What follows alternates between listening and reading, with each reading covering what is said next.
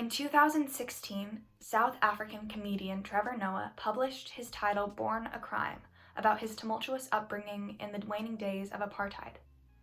Although Noah's publication is of a different flavor than his usual media and tone, it, like his other work, is thought-provoking and clearly has a greater purpose than purely telling his own life story. His narratives serve not necessarily to entertain, but instead to inform about topics as serious as abuse, poverty, and racial discrimination and apartheid. More than anything, Born a Crime serves as a tribute to Trevor Noah's mother, Patricia. Although Trevor Noah is typically a lighthearted comedian, and while his writing style in Born a Crime often bears a witty tinge, a majority of his writing is more thoughtful than playful, and has a more serious and pensive tone. An especially vivid example of this style is clear when Noah recounts his experience of being bullied and assaulted on the basis of racial discrimination under a mulberry tree. In this anecdote, Noah's stepfather Abel becomes so incensed on Noah's behalf that Abel himself returns to the scene of the crime and brutally beats up Noah's bullies, forcing the ringleader to apologize. In this story, Noah reflects on his experience as he comes once again face to face with his apologetic bully. Noah writes, "He said he was sorry, but it was like his apology wasn't for what he'd done to me. It was like he was sorry for every bad thing he'd ever done in his life, because he didn't know there could be a punishment like this. Looking in that boy's eyes, I realized how much he and I had in common. He was a kid. I was a kid. He was crying. I was crying. He was a colored boy in South Africa, taught how to hate and how to hate himself. Who had bullied him that he needed to bully me? He'd made me feel fear, and to get my revenge, I'd unleashed my own hell on his world. But I knew I'd done a terrible thing." To emphasize the sincerity and gravity of his writing style, Noah organizes his book with an integration of a broader perspective at the beginning or end of each of his chapters. Before his story about the mulberry tree, for example, Noah writes of the troubling past of colored people, or those of mixed race in South Africa, which puts his own story of abuse in perspective. Likewise, he talks about traditions between men and women in Black communities in South Africa to contextualize domestic abuse, as well as the ways in which historically these same Black communities and their townships have perpetuated indefinite poverty for their inhabitants. Noah's writing style and organization is therefore clearly set up to promote a historical and contemporary understanding of the hardships of those from his childhood communities. Noah juxtaposes these injustices with the progress that his mother made as a way to honor her sacrifices and ambition and to contextualize his own hopeful and defiant personality. For example, even though apartheid was in full force at the time his Black mother got pregnant, she made the completely conscious decision to have Noah fathered by a white Swiss man. This act itself speaks to her unwillingness to obey the unjust and absurd law of apartheid in South Africa at the time, which criminalized mixed-race populations, and Noah writes of this instance and her ambition in general to contextualize his unusual upbringing. Her drive to accomplish goals that were completely unprecedented, such as becoming a secretary and taking Noah to the things of white people, like ice rinks, is also an example of her self-determination.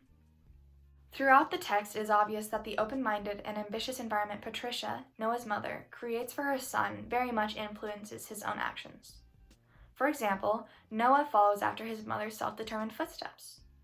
One of his anecdotes, which details Noah stealing away, eating and drinking all of the grape juice and crackers after being unable to take communion because he was not Catholic, is a great example of Noah's own self-determinism and rebellious nature. He writes explicitly about how his mother encouraged this type of self-deterministic behavior, saying that if she agreed with me that a rule was stupid, she wouldn't punish me for breaking it, as was the case with communion. Additionally, when she herself saw that rules did not make any sense, she would slip around them. It is also interesting to view self-determination in the way Noah regards pain.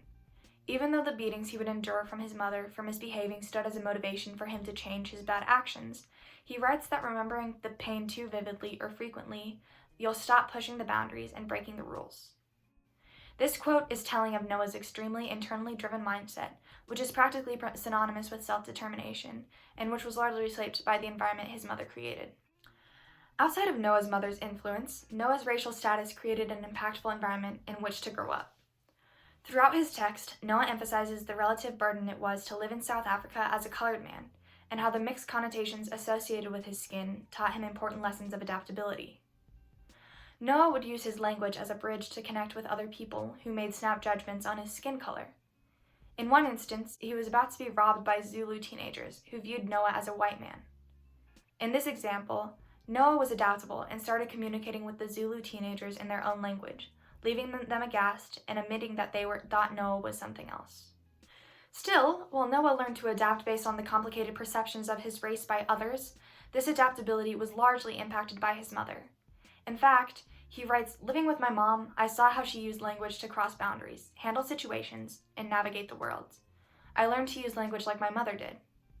In this sense, while the tense environment created by his race mandated that Noah himself learn to adapt, the truly most important aspect to his childhood environment was his mother. Clearly, her frequent presence in his narratives is a testament to her central role in his life. The importance of his mother throughout his narratives also makes his purpose clearer. While he wishes to convey the truly horrific issues of racial discrimination, poverty, and abuse in South Africa, ultimately, Noah writes his narrative to thank and honor his mother. To me, Born a Crime was an incredibly eye-opening read. I did not totally understand the implications of apartheid before I read this book, nor the unjust norms in South Africa in general. So many of his experiences are so foreign to me that I am intrigued by their parameters and implications. On another note, his writing was incredibly engaging. His dialogue was especially conducive to how engaged I was. It does not take many pauses, so I can picture his conversations better. His imagery and storytelling is also so vivid that I was engrossed with reading about his experiences, although I am far removed and unable to relate to him. For example, my body was physically tensing up when Noah writes about one experience, stealing chocolates from a mall, being chased with his friend Teddy, and being questioned by his mother in school administration days later. In reading Noah's text, I began to make more connections about how privileged I am to have a supportive family, financial stability, and the resources that he simply did not have.